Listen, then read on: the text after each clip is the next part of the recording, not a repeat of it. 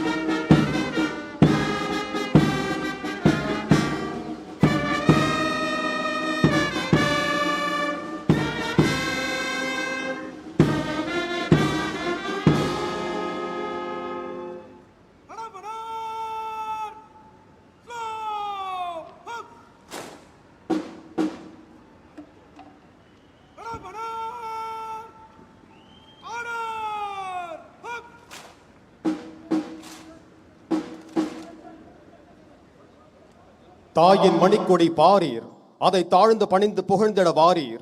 பாரதியாரின் இந்த பாடல் நம் தேசிய கொடியை தாயின் மணிக்கொடியாக போற்றி அதன் கீழ் நாம் அனைவரும் ஒன்றுபட்டு நிற்க வேண்டும் என்ற தேசப்பற்றையும் பெருமிதத்தையும் இத்தருணத்தில் எடுத்துரைக்கிறது. இந்த சுதந்திர தின நன்னாளில் மாண்புமிகு தமிழ்நாடு முதலமைச்சர் அவர்களை சுதந்திர தின விழா பேருரையாற்ற பணிவன்புடன் அழைக்கிறோம்.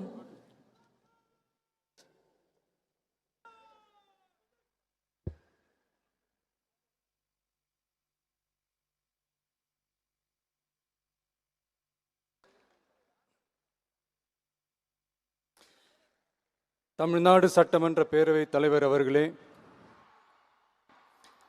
மாண்புமிகு அமைச்சர்கள், நீதியரசர்கள், எம்எல்ஏஸ், எம்பிஸ், உள்ளாட்சி பிரதிநிதிகள், தலைமை செயலாளர் உள்ளிட்ட அரசு அதிகாரிகள், நம்ம தாய்நாட்டின் சுதந்திர போராட்டத்தில் பங்கேற்று இன்னைக்கும் வாழ்ந்துட்டு இருக்கிற தியாகிகள், தற்போது குடும்ப ஓய்வூதியம் பெற்று வரும் சுதந்திர போராட்ட தியாகிகளின் வாரிசுதாரர்கள், டிஜிபி உள்ளிட்ட அனைத்து காவல்துறை அதிகாரிகள், முப்படைகளை சேர்ந்த அலுவலர்கள், வீரர்கள், சிறப்பு விருந்தினர்கள், இன்னைக்கு இந்த சுதந்திர தினத்தில் கோட்டையில் கொடியேற்றுறதை பார்க்க வந்திருக்கிற பொதுமக்களுக்கும், இந்த சுதந்திர தினத்தை கொண்டாடிக்கிட்டு இருக்கிற என் நெஞ்சில் குடியிருக்கும் தமிழக மக்களுக்கும், மாணவ மாணவிகளுக்கும் அனைவருக்கும் என்னுடைய சுதந்திர தின நல்வாழ்த்துக்கள், என்னுடைய வணக்கத்தையும் தெரிவிச்சுக்கிறேன். தங்களுடைய உயிரை, உடமைய, வாழ்க்கைய எல்லாம் இழந்துட்டு நமக்காக சுதந்திரம் வாங்கி கொடுத்த நம்ம சுதந்திர போராட்ட தியாகிகள், அதில் பிரபலமானவர்கள் மற்றும் பேர் தெரியாதவங்க அப்படின்னு இருந்தாலும் அவங்க எல்லாருக்கும், ஏன் அவங்க ஒவ்வொருத்தருக்கும் தனிப்பட்ட முறையில் என்னுடைய வீர வணக்கங்கள்.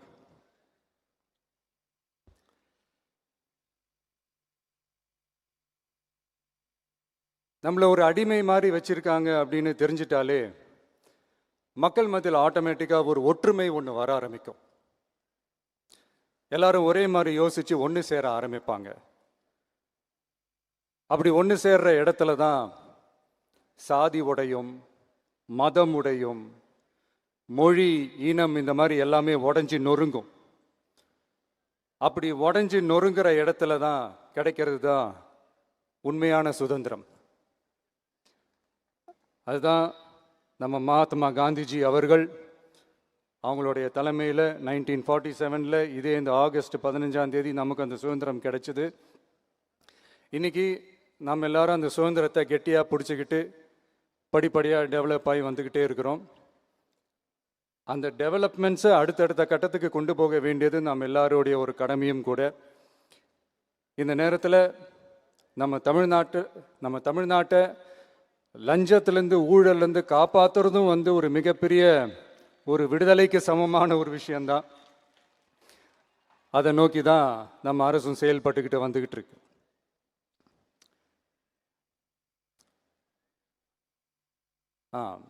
இந்த 386 ஆண்டு பழமையான இந்த கோட்டையில்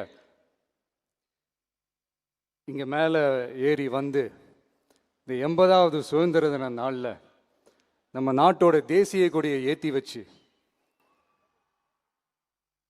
இன்னைக்கு இந்த விழாவில் என்னை பேசவும் வச்சிருக்கிறீங்க.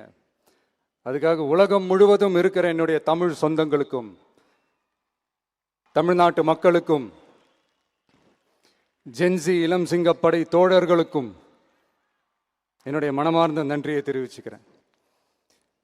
பிறப்புக்கும் எல்லா உயிருக்கும் அப்படின்ற ஒரு மிகப்பெரிய ஒரு கோட்பாட்டை அடிப்படையாக வச்சு தான் நம்ம தமிழ்நாட்டை லஞ்ச லாவண்யமற்ற போதைப் பொருள் கலாச்சாரம் இல்லாத பெண்கள் பாதுகாப்பு சமூக நீதி அடிப்படையில்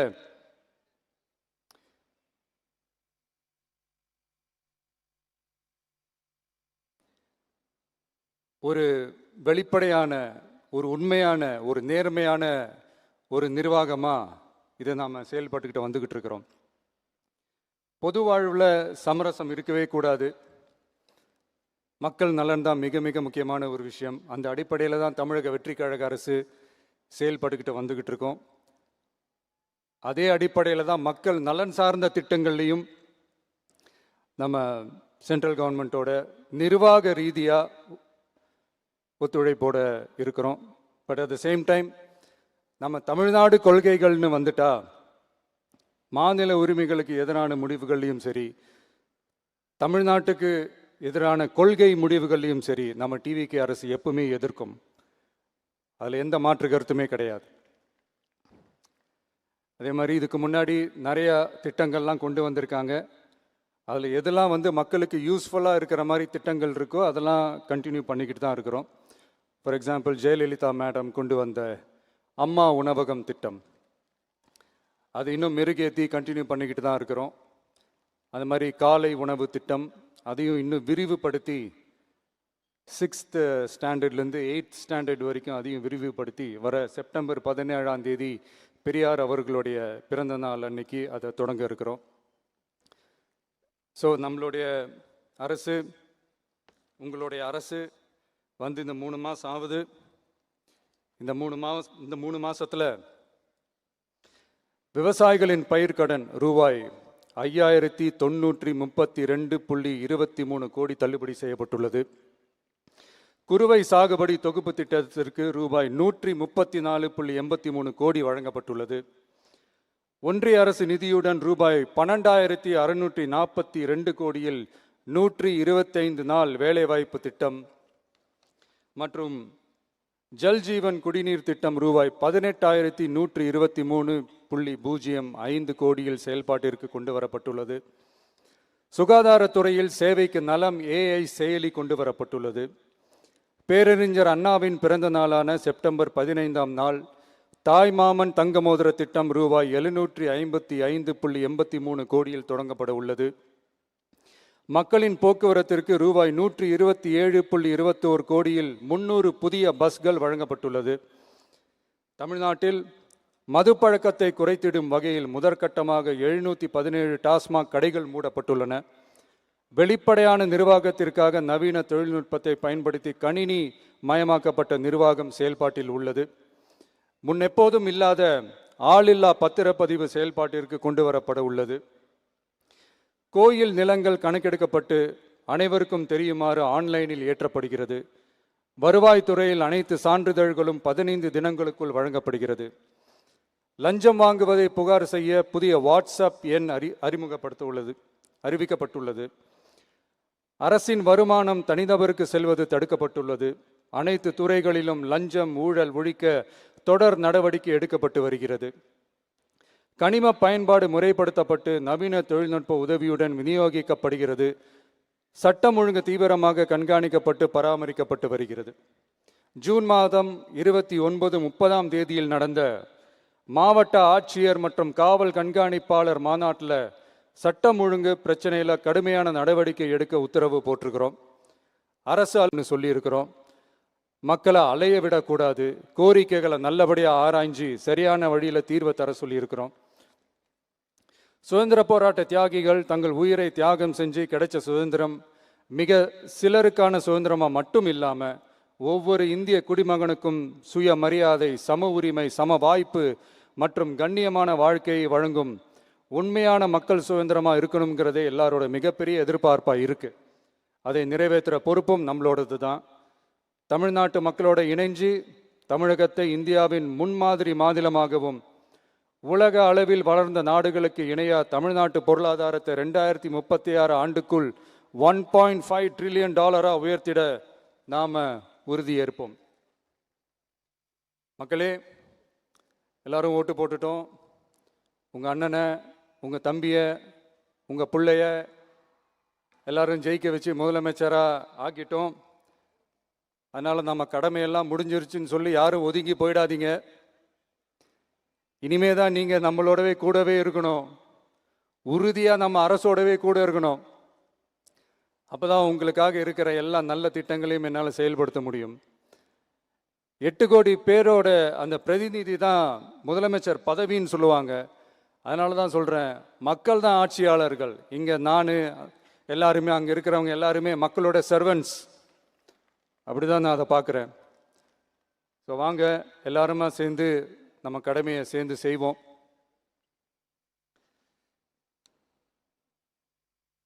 நம்ம அரசுக்கு எதிரான சக்திகளையும் சரி சதிகளையும் சரி முறியடிப்போம். நீங்கள் எல்லாரும் நம்மளோடு இருக்கும்போது எனக்கு வேற என்னங்க கவலை? நல்லதை மட்டுமே நோக்கி நகருவோம். அப்படி நல்லதை மட்டுமே நோக்கி நகரும் உங்கள் அரசு உங்களுடைய எதிர்பார்ப்புகளையும் உங்களுடைய கருத்துக்களையும் மனசில் வச்சுக்கிட்டு தான் நல்ல சிறிய புதிய அறிவிப்புகளை அறிவிக்க இருக்கிறோம். அதில் ஒரு சிலதை மட்டும் இங்கே நான் படிக்கிறேன். 1, தாய்நாட்டிற்காக தன்னலமற்ற தியாகம் செய்து நமது நாட்டின் பாதுகாப்பிற்காக அரும்பாடுபட்ட முன்னாள் படை வீரர்களின் நலன் கருதி அவர்களது 2 மகள்களுக்கும் வழங்கப்படும் திருமண நிதி உதவி 25,000 ரூபாயிலிருந்து 50,000 ரூபாயாக உயர்த்தி வழங்கப்படும். 2, மாற்றுத்திறன் கொண்ட முன்னாள் படை வீரர் மற்றும் அவர்களை சார்ந்தோர்களுக்கு வழங்கப்பட்டு வந்த மாதாந்திர நிதியுதவி 5,000 ரூபாயிலிருந்து 7,000 ரூபாயாக உயர்த்தி வழங்கப்படும். 3, மாநில அரசால் விடுதலை போராட்ட வீரர்களுக்கு வழங்கப்பட்டு வரும் மாதாந்திர ஓய்வூதியம் 23,000 ரூபாயாக உயர்த்தி வழங்கப்படும். 4, மாநில அரசால் விடுதலை போராட்ட தியாகிகளின் குடும்பங்களுக்கு வழங்கப்பட்டு வரும் மாதாந்திர குடும்ப ஓய்வூதியம் 12,500 ரூபாயாக உயர்த்தி வழங்கப்படும். 5, வீரபாண்டிய கட்டபொம்மன், முத்துராமலிங்க, விஜய ரகுநாத சேதுபதி, மருது சகோதரர்கள் மற்றும் வாவு சிதம்பரனார் ஆகியோரின் வழித்தோன்றல்களுக்கு வழங்கப்பட்டு வரும் மாதாந்திர சிறப்பு ஓய்வூதியம் 11,500 ரூபாயாக உயர்த்தி வழங்கப்படும். இவற்றிற்கான அரசாணைகள் அரசால் வெளியிடப்பட்டுள்ளது. I once again extend my respectful greetings and salute the people of Tamil Nadu who has broken the caste and religious considerations, rejecting money and muscle power, and gave us an overwhelming support to establish people-centric and social justice government. We are on a mission mode to achieve corruption-free government. We want our people to develop zero tolerance towards corruption.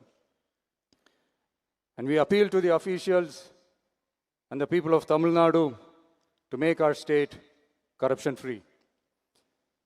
இன்னைக்கு இந்த விழாவில் பரிசு வாங்க போகிற, பாராட்டுகளை வாங்க போகிற, விருதுகளை வாங்க போகிற அனைவருக்கும் என்னுடைய வாழ்த்துக்களை தெரிவிச்சுக்கிறேன். இந்த விழாவை ரொம்ப அழகாக ஏற்பாடு செஞ்ச பொதுத்துறை செயலாளர் அவர்களோடு சேர்ந்து அலுவலர்களுக்கும், காலையிலேயே இந்த ப்ராக்டிஸ் பண்ணி சிறப்பான பரேட் நடத்திய காவல்துறை நண்பர்களுக்கும், இந்த விழாவை ரொம்ப பாதுகாப்பாக நடத்திய காவல்துறை அதிகாரிகளுக்கும், ஊடகத்துறை நண்பர்களுக்கும், சமூக ஊடகத்துறை நண்பர்களுக்கும் என்னுடைய மனமார்ந்த நன்றியை தெரிவிச்சுக்கிறேன். கான்ஃபிடென்ட்டாக இருங்க, நல்லதே நடக்கும், வெற்றி நிச்சயம். மீண்டும் சந்திக்கும் வரை நன்றி, வணக்கம்.